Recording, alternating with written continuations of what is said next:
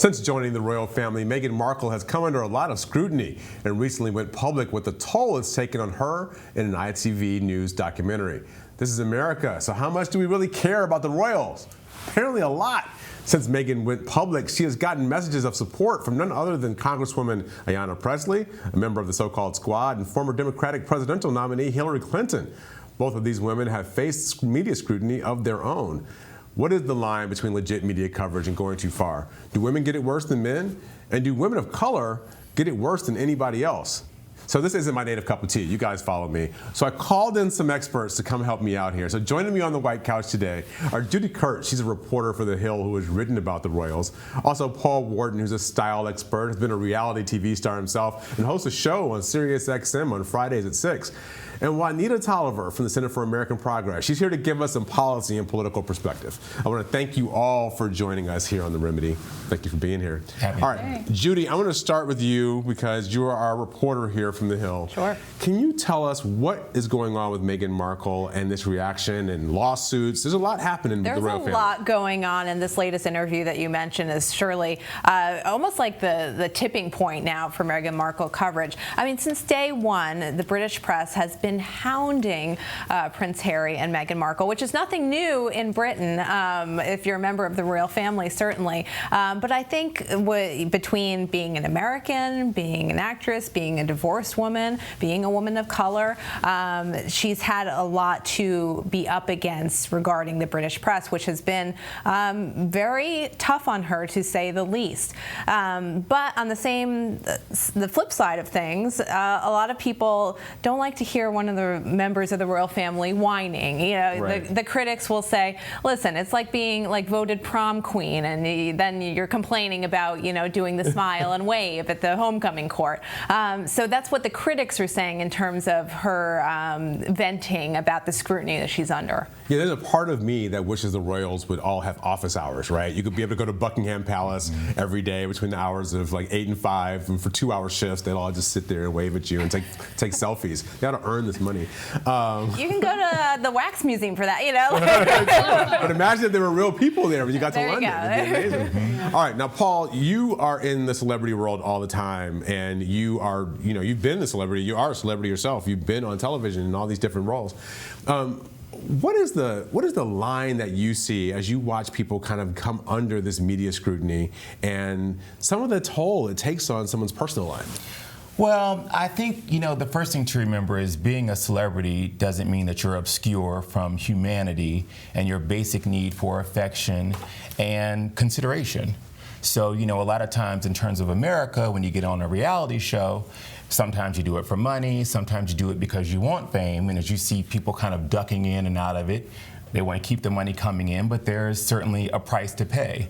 And I think some could wonder with actors, why do they get paid $20 million for a film? Well, some of them get paid $20 million for a film, not just because they're great actors, but because the public scrutiny is sometimes so intense, they have to create an entire life for themselves outside of the public. Yeah.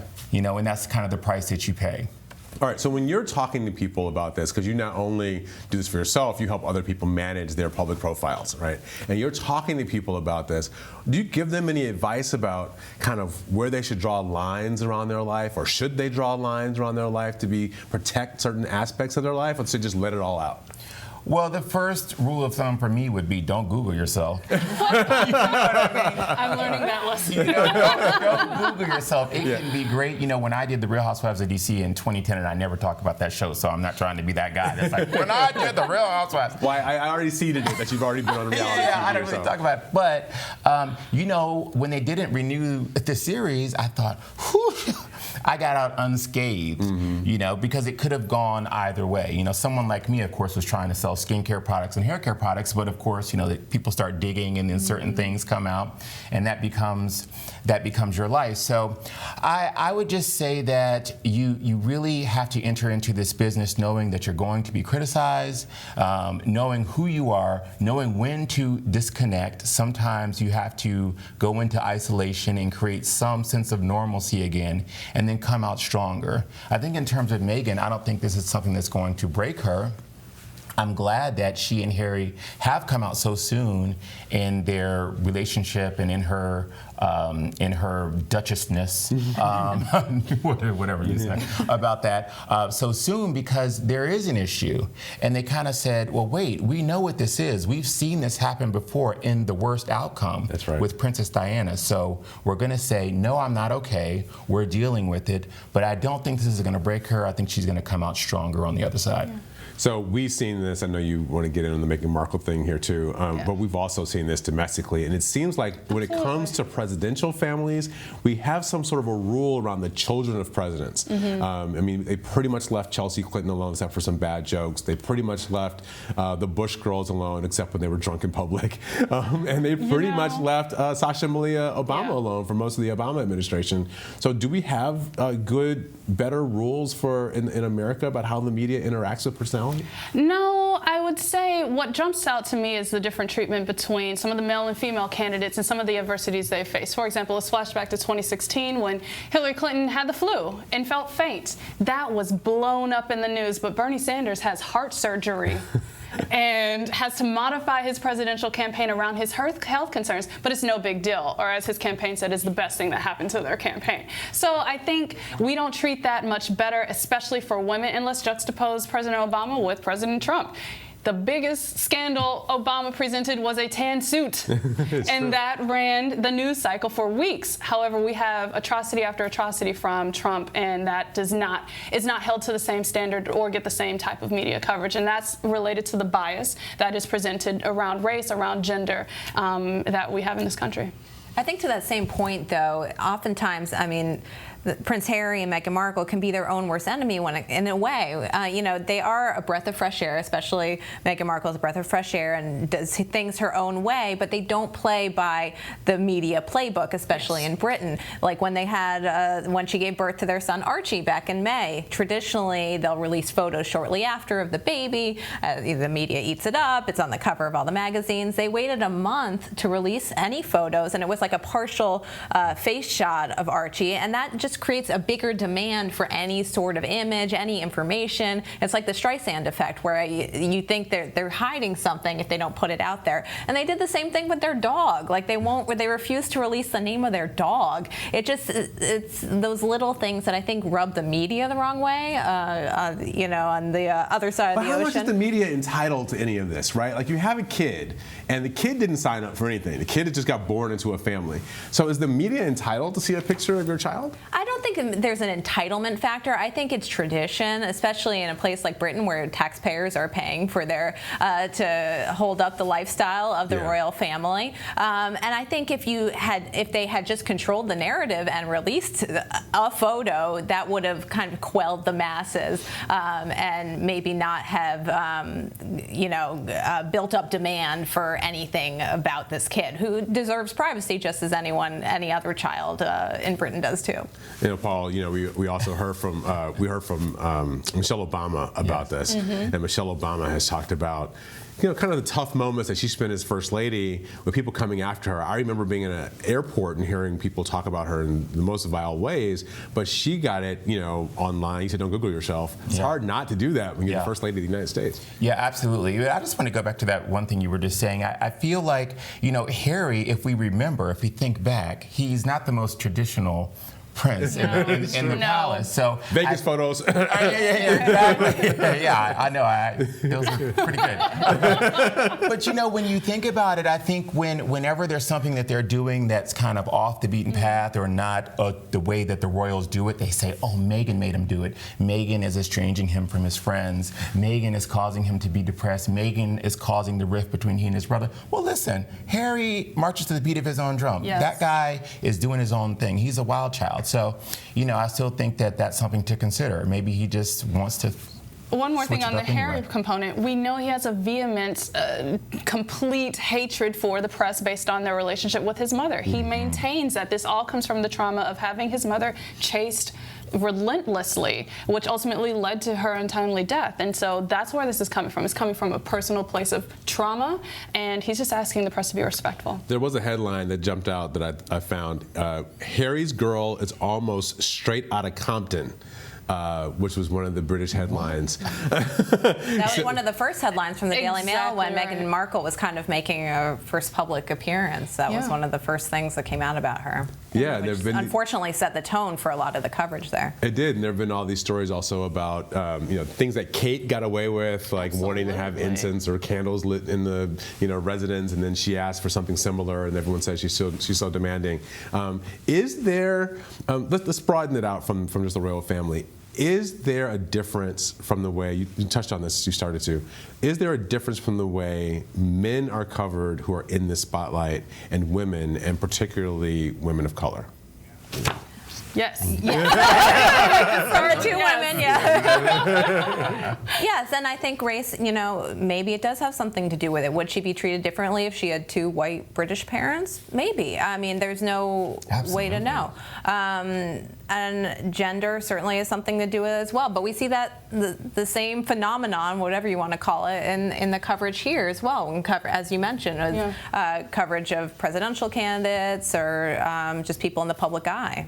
And the blatant omission of individuals and their voices. I think one of the things we've heard repeatedly in the 2020 cycle is, why isn't Castro getting more shine? Why isn't Castro getting more shine? He's been out front on a number of policies, been first to call a number of things out in our climate, in our political climate, but he doesn't get the coverage. It always pivots to a different candidate, oftentimes a white male candidate. All right, so I'm going to ask this question, which might be a little bit provocative. Is it a double-edged sword, though? Is sometimes being different, having a different skin color, being of a different gender than a normal, do you get more attention for that in some instances, as well as you get negative attention?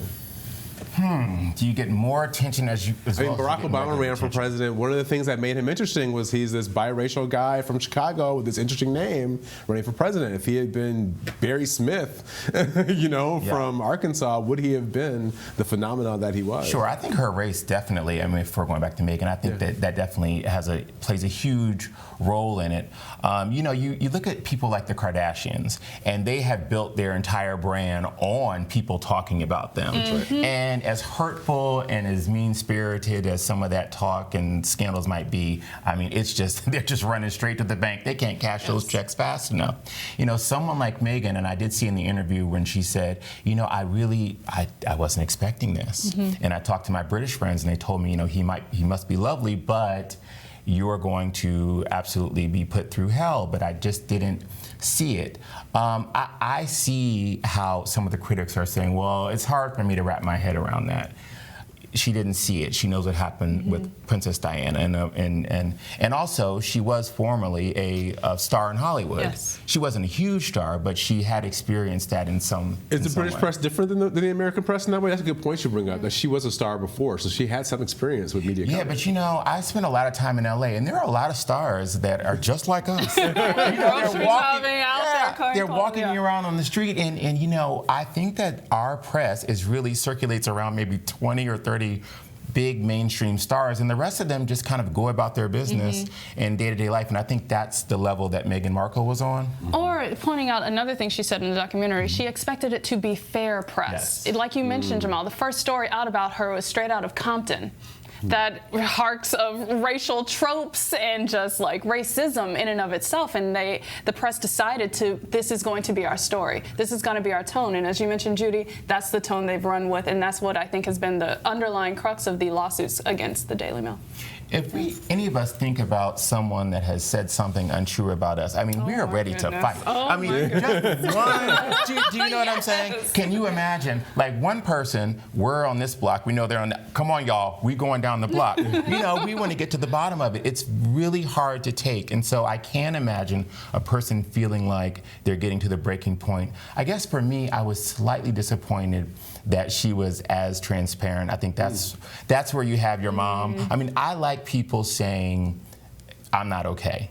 I've been in therapy, I'm down for it. But I think it's about who you say it to, because I think it gave her critics just more ammunition to come after her harder. I think it's also so unusual to see a member of the royal family being open, being vulnerable. Yes. They might have felt this way for a long time, but to actually put it into words in a very public way in this kind of interview is certainly unusual, to say the least. Okay, so before we get out of here, I just got to ask you guys, we are called The Remedy. Is there a way way to make this better? Is there a way that is talking about it making it better or not? Or is there a way to deal with the media that is more productive? Or does the media need to police itself in some ways? I don't think it's a matter of policing itself. I think maybe this is me selfishly as a journalist wanting to see this happen, but I think if they did, if they built on this interview that they just did where they opened up, maybe do a sit down where we actually get to know them, and that she talked in very vague terms about that she wasn't okay and that it's a lot to take in, as she said. Maybe open that up a little, and if I got to know her more and what those feelings meant, that as a viewer, as a journalist, I would understand more about her. Maybe take it to the next level, do another interview. Yes. But again, I'm a journalist. And On the other side, I'm like, no, journalists and publications should police themselves against the biases that have been presented to her as a woman of color and as a woman. So that's where I fall. Like, police that type of bias as being setting a narrative that is vehemently untrue. And I think it's time for self-care. I think it's time for therapy. I think it's time to tribe up, to get her people around her, call her mama in, get her best girlfriend, Serena, go give her Thanksgiving. She's coming here for Thanksgiving. So, and I think that's what you do in these types of situations. And she is going to get her groove back, and she's going to do some major good work for the world. I do believe that. Well, she's certainly a big star. Everybody here is talking about it. You know, we know people, probably in common, who either went to London for the wedding or had tea parties here in the U.S. to celebrate the wedding when it occurred. It's amazing for a country that fought a war to get away from these people. We just can't seem to get enough of them. It's about Meghan. It's all about Meghan. Just remember, it's about Meghan. She's as close to an American princess as you can get. So Hey, Meghan, if you're watching, look. Cut to commercial. Cut to commercial. Judy, Paul, Juanita, thank you for being here. Thanks, John. All right, we'll talk to you all again.